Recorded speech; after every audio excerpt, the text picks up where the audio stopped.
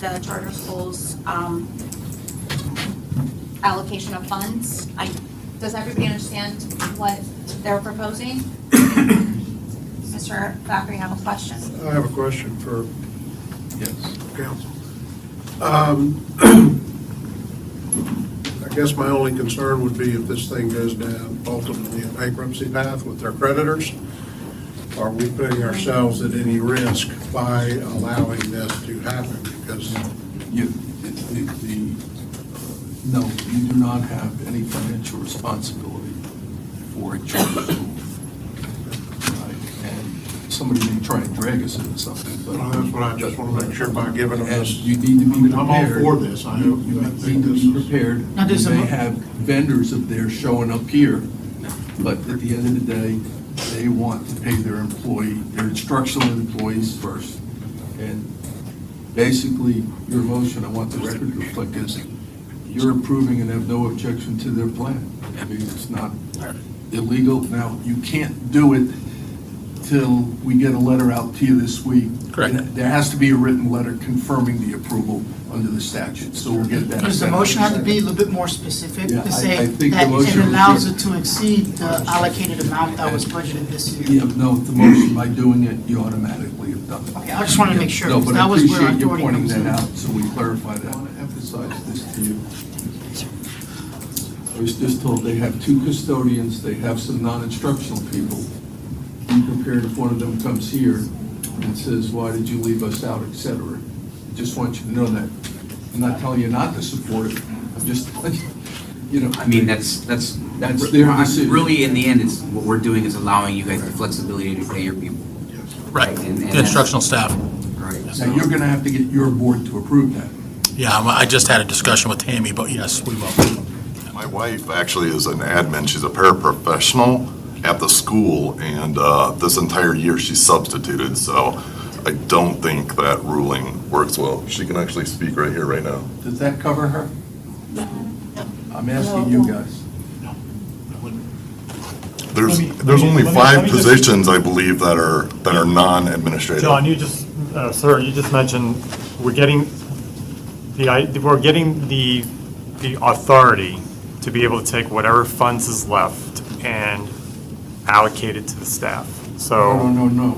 are you saying, I am saying what Mr. Fisher told me. It's like instructional only. Now, if you want it to allocate it to the staff, that is totally different.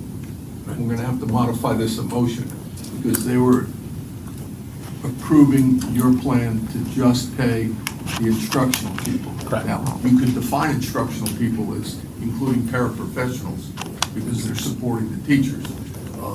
And that would, if you want to clarify that. So let me clarify it, because I probably should have done it at the very beginning.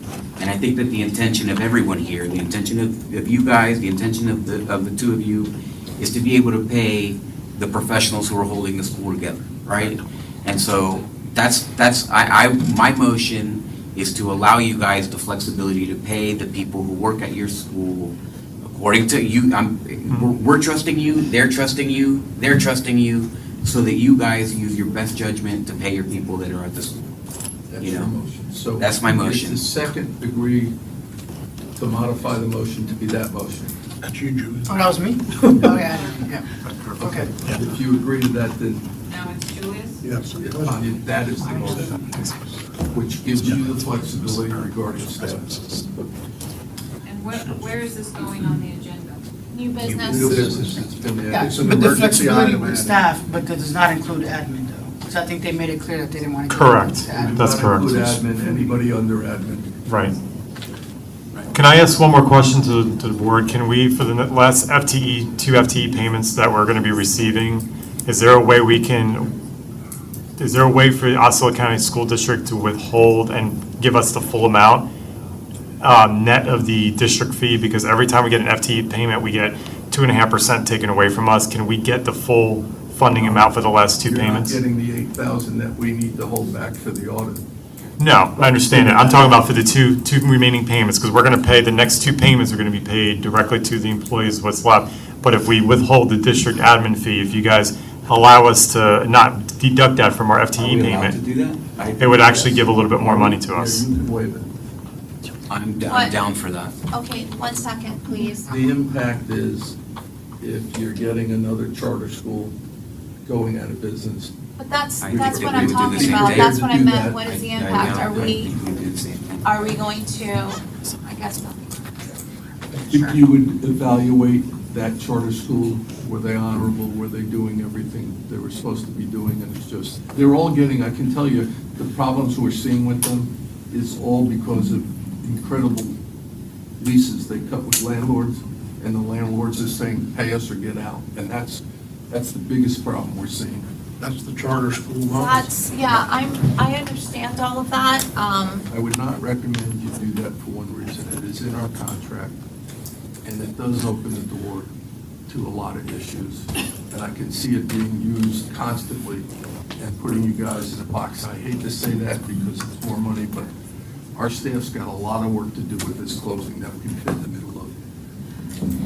Not only that, but I mean, I understand what you're saying. I don't like setting bad precedents, which is one of the reasons why I would vote against it.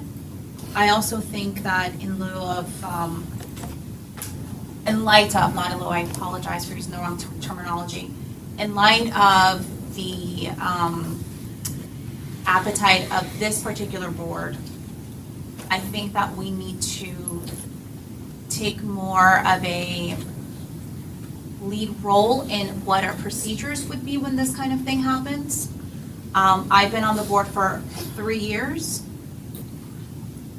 It is, however, we have seen an increase in conversations about the process, which has typically not been questioned, and I don't think that there would have been a reason to because we are following the law.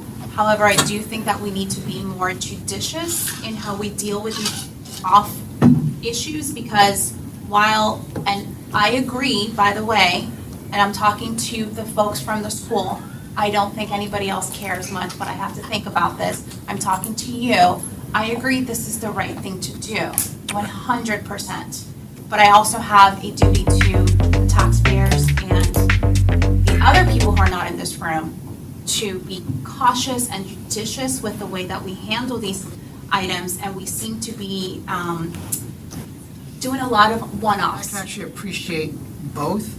So I'm looking at narrowing down that precedent and saying, okay, it's not every time a charter school wants to say, hey, we're in a little bit of financial trouble, waive it. I believe that if we're going to establish a precedent, it's when the charter school is in fact closing. Right. So when it's closing, there's obviously debts that aren't being settled. So we can help them pay. And also, the other condition would be is, number one, it's closing, and number two, they pledge to give the money to staff. Yeah. Not to waive the 2% so I can pay an office computer or anything like that. So I wouldn't mind establishing that precedent every time, because charter schools aren't created to close. That's not their intention.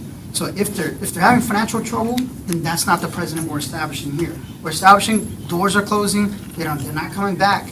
These people worked and they want to get paid, and there's nothing to give them anything for it. So I believe that is an okay precedent to do, to say that last FTE payments are going to go only to paying staff that have got unpaid. Because I'd feel more comfortable paying somebody that I know that they're not going to have a job anymore than paying staff where I know that we're going to pay My them. concern in general is that not only are we overreaching ourselves, but we're also overreaching our responsibilities. And that honestly should give all of us pause.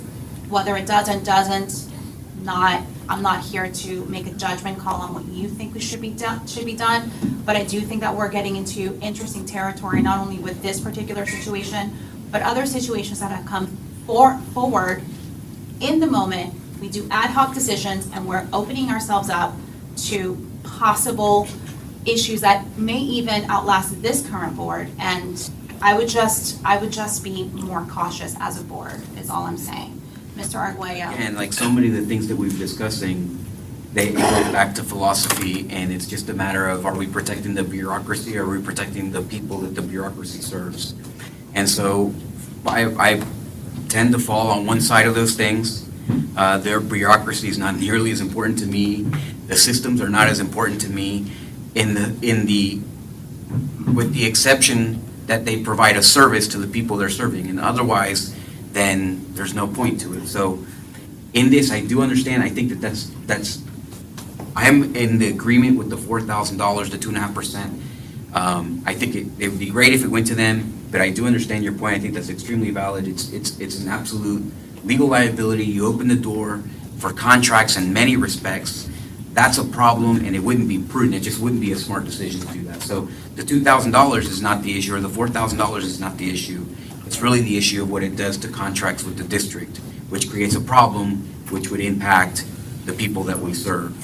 So, I mean, so my emotion says, yeah, it's 2.5%, right? We just spent $800,000 on just one of these contracts, so, you know, but in the end, that creates a much larger problem. So if it were $400,000, you know, then I would say, okay, go ahead and do it.